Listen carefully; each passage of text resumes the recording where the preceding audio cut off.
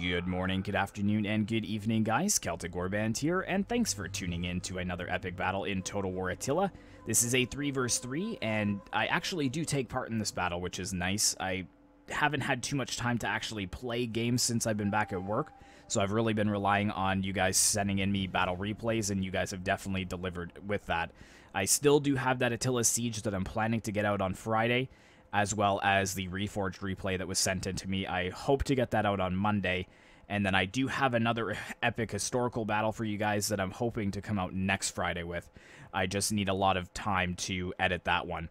But I do hope you enjoyed this battle. It's not very long. It's only about 7 or 8 minutes, but without further ado, let's take a look at the army comps. The first army on the battlefield today is the Alans, commanded by Max Laser, and the Alans have a really solid cavalry roster to draw upon, and Max Laser has definitely brought the best of the best. He's got 4 units of elite Salmatian cataphracts right in the back lines here, and he also has 1 unit of noble Alani horsemen, which is a melee cavalry unit. They kind of remind me of noble Germanic horsemen.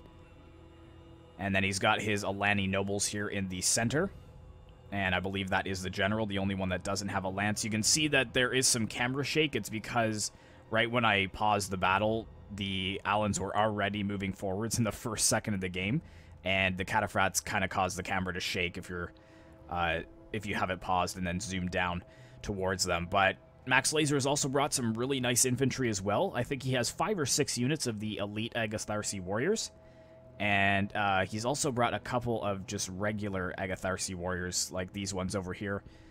They still have the same weapon, but they're just a little more lightly armored. You can see that the elite Agatharsi warriors have kind of the scale armor, and they actually have a iron helmet as well. And he's brought a couple of sword units too, 4 units of Alani swordsmen, kind of in the middle, and then his meat shield right at the front is 4 units of the Salmatian band, which is a cheap tier 1 infantry unit, but they've got good missile blocks, so they definitely can soak up enemy fire, which I think they are definitely going to be doing in this battle. But that is it for Max Laser's Alani army, so let's go ahead and take a look at the next one. The next army on the battlefield today is the Eastern Roman Empire, commanded by myself, and I'm actually in the middle of my 2 allies, which is definitely a good decision. I was happy that I was able to grab the middle because I think I am the weakest Attila player on my team. So having my flank secured by 2 very good players is definitely a bonus. But I brought a really solid army with the Eastern Roman Empire drawing on that really good heavy infantry with 6 units of Protectores Dominici. And I've also brought a couple units of pikes as well, 3 units of Menelatoi. I've also got 3 units of the Hetarie Guard, which is a pretty expensive heavy axe unit, but we've seen before on my channel that these guys can get a ton of kills. If you protect them from arrow fire and they can get into melee with most of their numbers, they definitely pay for themselves. I've got my general over here, who's just a Palatina guard. Nice and cheap. I don't really plan to get him into melee anytime soon. And my cavalry is 6 units of the Cataphractory. You guys know how much I love my tier 2 medium shock cav. Really, really solid and really cost effective. And that pretty much rounds out my army, so let's go ahead and take a look at the next one. The final allied army on the battlefield today is the Vandals, commanded by James the Great, and he's the only one of us that has brought some missile troops to the battlefield. He's got 2 units of these Germanic hurlers in the front lines, and he's also got 2 units of Germanic pikes, probably to defend those skirmishers. And then he's just gone for a bunch of these Vandal Berserkers. I believe 6 or 7 units total of the Vandal Berserkers. And the only other infantry he has is way over here. He's got 2 units of Germanic Levy, which is going to be defending the light Moorish cavalry over on this flank. So these are very light shock cavalry, but they are still tier 2, so they're a decent cavalry unit. And the rest of his cavalry is the Royal Swaby cavalry, which is an excellent cav unit. It's tier 3, heavy shock. It probably would go toe-to-toe with the elite Salmatian cataphracts that Max Laser has brought. And finally, we've got the Vandal general here, the Germanic nobles. And that is the general right there in front of us. So that is it for the 3 allied armies, so let's go ahead and take a look at the enemies. The first enemy army on the battlefield today is the Jutes, commanded by Pataudu 59 WSH. And he's got a pretty well-rounded army here, starting with the Nordic Brigade, 4 units of them in the front lines. Again, probably a meat shield, same as the Alani Salmatian Band. And then right behind that, he's brought some Nordic pikemen, which are pretty solid. They've got shields as well, so they've got decent missile block. But where the Jutes aren't very strong is in their cavalry. They can only bring melee cavalry. They have no shock cavalry, so they've got some Nordic horse lords here. But I love the shields on these guys with the red and white. Really, really nice looking. Probably one of my favorite shields in the game. But where they did lack in cavalry, they've definitely made up for in heavy infantry here. They've got a lot of Nordic axe warriors, I believe 5 units. And then he has 3 units of the Royal Huscarls here, which are a little more heavily armored. And then we've got the Viking captain here as well. There he is with his golden helm. And last but not least, he's brought a few units of Nordic Javelin to the battlefield, 2 units of them as well. And they're kind of being held in reserve, probably to take down some targets once they get into melee. But that is it for Pataudu's army, so let's go ahead and take a look at his allies. The next enemy army on the battlefield today is the Garamantians, commanded by Menda, and you really don't see too many people playing as the Garamantians, so it was really nice to see Menda playing them in today's battle. And he's got a good solid front line of infantry as well. He's got 5 units of these Desert Palatina defectors. Right in behind that, he's got a few units of Garamantian hunters, 3 units of them. And then over on this flank, he's got a unit of Desert Hurlers. He's got 1 unit of Amazigh Spearmen. And then he has 2 units of Shawiya Guard, 1 on this flank and 1 on the other flank. And they're tier 3 heavy spear infantry, so I expect these guys will do pretty well. For his cavalry, he's brought 4 units of the Armored Camel Warriors, and then he's brought 1 unit of Lancers of the Oasis, and these guys look awesome. Really nice cavalry unit. They're only tier 1, and they're listed as like shock cavalry, but they definitely look decently armored. They've got the chainmail and then the scale over top, so definitely a pretty good unit to kind of charge in quickly and then get out of there before melee ensues. But the general over here, the Desert Warlord as well, there he is in command of the Garamantian forces. And that is it for Menda's army. So one more army to take a look at, and then we'll get the battle started. The final enemy army on the battlefield today is the Visigoths, commanded by Slow Joe. And he's also brought a few units of archers to the battlefield as well, way in front of his forces. He's got 2 units of these elite Germanic archers, which have really exceptional range. So he should be able to fire down onto the Alanis before they get into melee. And for his mainline infantry, he's got 3 units of Germanic Spearmasters here.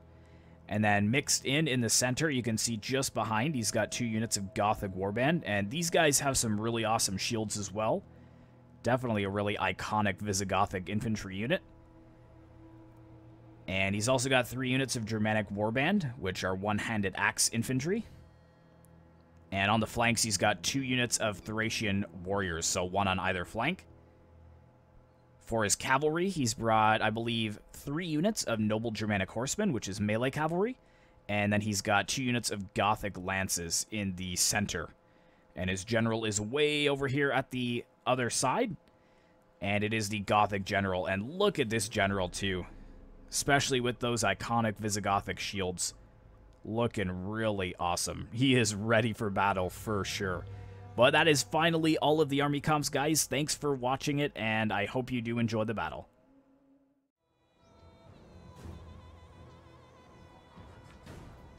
Alright guys, welcome to the battlefield, and as you can see, the allied armies are moving forwards very quickly to get into melee. And the reason for that, or at least the reason that I was rushing, is because I brought a rush army. I don't have any skirmishers whatsoever. And in looking at the enemy armies, I do see that they definitely have skirmishers. They've got archers, they've got slingers, they have javelins. And to minimize my casualties, I need to get into melee as quickly as possible. And it looks like James the Great on my left and Max Laser on my right kind of have the same idea. Especially with Max Laser's force, he definitely brought a rush army as well with heavy-hitting shock cavalry and good infantry to back it up. James the Great, again, bringing a really good shock army as well with these Vandal Berserkers. Getting them into melee, they can just tear apart enemy infantry. But he did bring a couple of slingers, I guess, just to kind of skirmish them down early on before moving his Vandal Berserkers into melee, or possibly to use those skirmishers to eliminate enemy skirmishers. But we've got the enemy armies moving forwards as well, but I already see a bit of a problem here. It looks like this Visigothic army is moving over to kind of take on Max Laser in a 1v1, but unfortunately that's leaving quite a space in between the Garamantians and the Visigoths. And James the Great is going to be moving forwards into melee very quickly, and it looks like the Garamantians are intent on supporting the Jutes in their endeavor over on the left-hand flank. And the Vandal Berserkers, again, definitely can destroy infantry if you get them into melee early enough. So I can see why the Garamantians and the Jutes want to eliminate the Vandals quickly enough. And we've got some really good axes over here coming along the flanks. So I'm definitely glad I'm not in James the Great's position. But again, these Nordic Axe Warriors can kind of be cancelled out by the Vandal Berserkers, given that they're both good heavy-hitting shock infantry unit. But yeah, only 5 minutes in this battle, and we've got just under 12k men on the battlefield here, so we are going to be using slow motion as much as possible. Reason for that is because I don't want you to miss anything that does happen on the battlefield here. You can see we've already got some of the armored camel warriors moving forwards to engage James the Great's Royal Swaby cavalry. He was pulling them back, but it looks like he is going to turn around and charge both units with one unit of Royal Swaby cavalry there. So tying 2 units up with 1 unit of cavalry. So there we go, we've got the clash there. Now, if I'm not mistaken, I do believe that the camels have a fear aspect to them, so when they do get into melee against cavalry units, I think that the horses are scared, so it does lower morale. I think that that's how it works, or maybe that's just something in my head, but I'm pretty sure that's something that is an Attila mechanic. But wow, we've already got some Pila going to the head there. We've got the fire arrows from the Garamantian archers in behind there, just raining down on the Royal Swaby cavalry. But what do we got over here? Here we go. We've got the Vandal Berserkers moving in, and we also have the Germanic pikes kind of forming up here, but this is where I push all of my infantry in as quickly as possible. What my plan was here is to lock down this opening. You can see that there is a very large opening here in between these two armies, and if I can get my cavalry in through that gap, then I'll be able to encircle the Garamantians early on in the battle. Max Laser actually just walking his forces forward. I think he kind of sees what's going on over here, and he will be moving forwards into melee very shortly to tie up the Visigothic cavalry.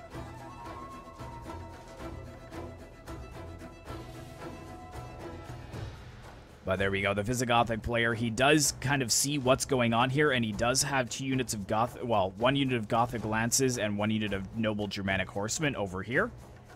And he is going to try and plug this gap. Looks like the Lancers of the Oasis are being driven away by my Cataphractory, and unfortunately he's left his Desert Hurlers pretty much undefended on this flank. And as soon as I realize how much of an error this is, you can see I've got 4 units of cavalry coming through, and then we've got the elite Salmatian Cataphracts as well coming through this gap as well. Here we go, we're going to get some huge hits here onto the backs of the, what is this unit here? The Desert Palatina Defectors. You can see even in slow motion their numbers are starting to drop quite rapidly. We've also got the Vandal Berserkers moving in as well. Let's risk putting this on play. It's probably going to be a little framey. Yeah, it is.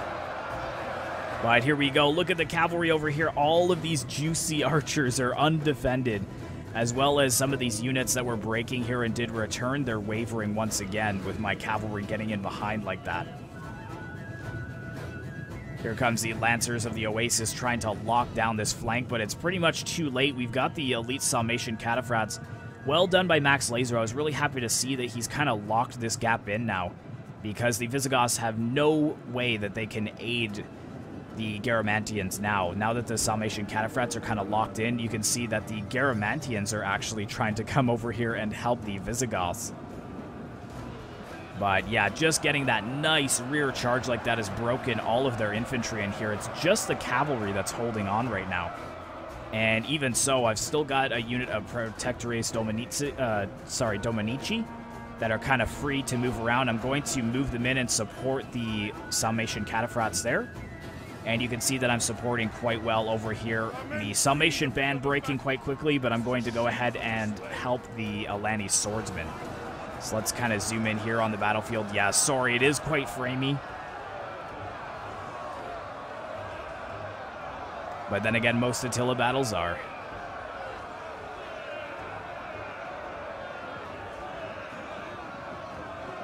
You can see the purple cloaks of the Eastern Roman Empire. And there we go. We've got the elite Agatharsi warriors moving in. The Germanic warband just getting slaughtered by these elite Agatharsi warriors. They do really well in melee. And James the Great over here, he's holding his own. Like, he's had to deal with a lot of the Jutes infantry as well as the Garamantian infantry. You can see I've also got some cataphractory over here. I was trying to lend aid to both sides as I saw it needed. And I think that's where I excel. That's why I was really glad that they kind of put me in the center, because I'm a really good support player, but I'm not good, well, I wouldn't say I'm terrible, but I'm not exceptional with my micro. So being able to support two very good players, Max Laser and James the Great, on either side, it makes it easier for me to be useful, I guess, in a battle such as this. There we go. You can see the Vandal Berserkers moving in once again. Let's go ahead and put this to slow motion, because I want to see the Vandal Berserkers in against the Royal Huskarls here.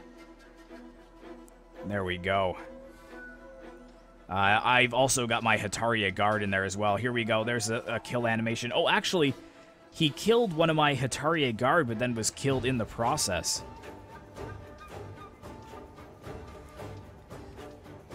It's just Great Axe versus Great Axe. Ooh, head being lobbed off there.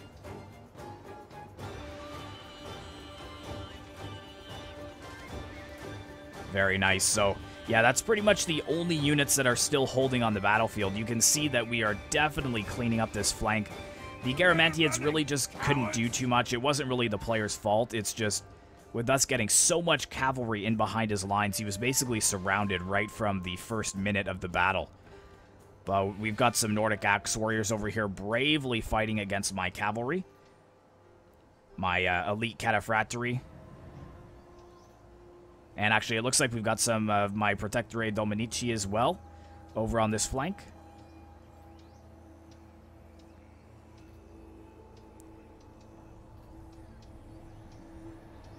A lot of my horsemen are getting slaughtered here. Those axes are definitely a force to be reckoned with on the battlefield. Let's go ahead and see how Max Laser is doing. Yeah, he's pretty much wrapped up the Visigothic flank. Just a few more units of spears that need to be broken, and he is coming over to this flank to aid us, but the balance of power is well within our favor now. We lost about half of our forces right now, but the enemy armies are down to 1,000 men. And my brave general here, who I said that I didn't want to get into melee, he is in melee.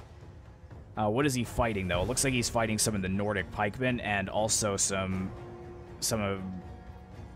Oh, no, the Germanic levy is on our side. So, James the Great is the Vandals supporting my general here. But here we go. It looks like we've got some Nordic horse lords over here that are going to be engaging my Palatina Guard. And my Palatina Guard is just going to get slaughtered by these Great Axes. Like I said, they're a very, very cheap generals unit. So if they get caught into melee against anything higher than tier 1 infantry, then they're pretty much done for. Here we go. We can watch a duel here. A Royal Huskarl versus a brave Palatina Guard. One of them is down. Oh, it looks like actually two Palatina Guard here.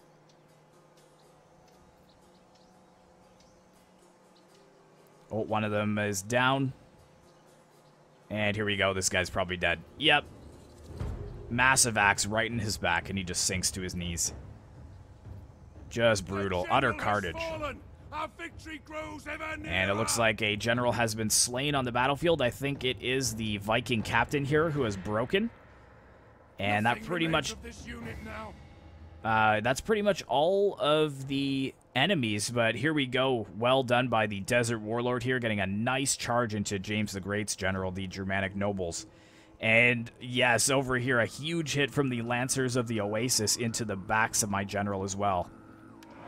So really going for the head of the snake.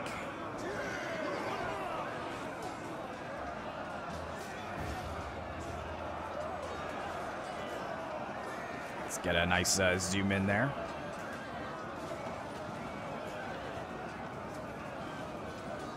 You can see all the Protectores Dominici closing in to save their general's life. That was James the Great's general fallen to the Desert Warlord.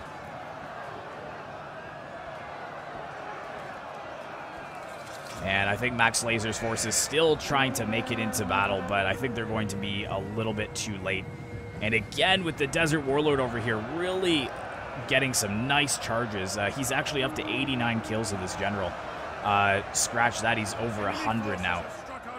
And there goes my general. He just couldn't hold out. I was trying to save him so desperately with all of this infantry. And he was cut down, unfortunately, by the Desert Warlord just as the entire forces of the Allans arrived. And there we go, a Pyrrhic victory. So let's go ahead and take a look at the results.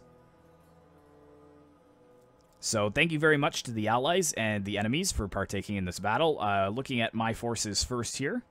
My general only getting 30 kills. Pikemen really didn't do too well with, but the Protectores Dominici did pretty solid. And again, those Hatarier Guard getting really solid kills. And my cavalry I did really well with as well. Looking at James the Great's forces, his Vandal Berserkers getting most of the kills there, followed by his cavalry. Oops. Max Laser next. Again, really solid kills of the cavalry, the elite Sarmatian Cataphracts. I think these were the two that held the gap and kept it open so that more of my units could get through. But his Alani Swordsman doing solid. The elite Agatharsi Warriors, kind of a mixed bag. Two of them only 45 kills, but then two of them 138 and 154. Looking at Slow Joe's army as the Visigoths, his cavalry really suffering against the elite Salmatian Cataphracts. His unit of Thracian warriors here at 196, that's pretty good. And the Gothic Warband, 106 and 96. That's a pretty cheap unit, so 100 kills with each one, that's not too bad. Looking at the Jutes, the Royal Huscarls did well. Nice job with the Nordic Javelins. I actually missed that in the battle, but they got a lot of kills. And Nordic Horselords, 177, that's actually pretty surprising for melee cav. So well done to him. And Mendez, the Garamantians, yeah, the Lancers of the Oasis and the General's Bodyguard, really well late game there. But his infantry just didn't go toe-to-toe with my Protectores Dominici and the Hatarier Guard. And also the Vandal Berserkers just slaughtering this infantry. Desert Palatina Defectors. They're really not a good infantry unit, unfortunately. But that is it for all of the end results there. I kind of had a brain fart. But yeah, it's been a little while since I had an Attila land battle on the channel, so I do hope you guys enjoy. Be sure to like, comment, and subscribe if you'd like to see more content like this in the future. And as always, I will see you in the next one.